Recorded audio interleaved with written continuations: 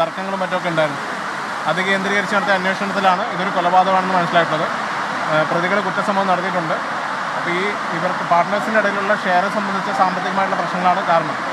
ഇത് ഈ ഒന്നാം പ്രതി ഒരു കൊട്ടേഷൻ കൊടുത്താണെന്ന് കൺഫേം ചെയ്തിട്ടുണ്ട്.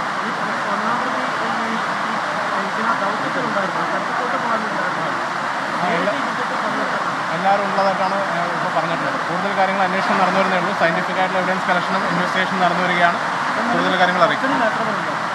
ഇപ്പോൾ 3 പേര് നമ്മുടെ കസ്റ്റഡിയിലുണ്ട്.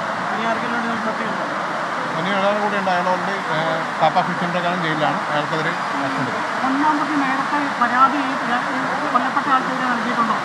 അല്ല, ഇവർ തമ്മിൽ സാമ്പത്തികമായിട്ടുള്ള പല പരാതികളും മറ്റൊക്കെ പല സെഷനിലായിട്ട് കൊടുത്തിട്ടുള്ളതാണ്. അത് നടന്നുകൊണ്ടിരിക്കുകയാണ്.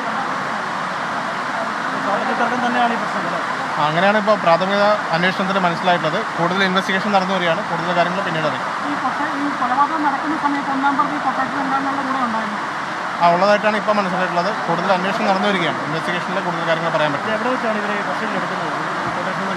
ഇത് വീടിന് പുറത്തിറങ്ങിയതിന് ശേഷം ഇവരൊരു വണ്ടിയിൽ കടത്തിക്കൊണ്ടുവരികയാണ്.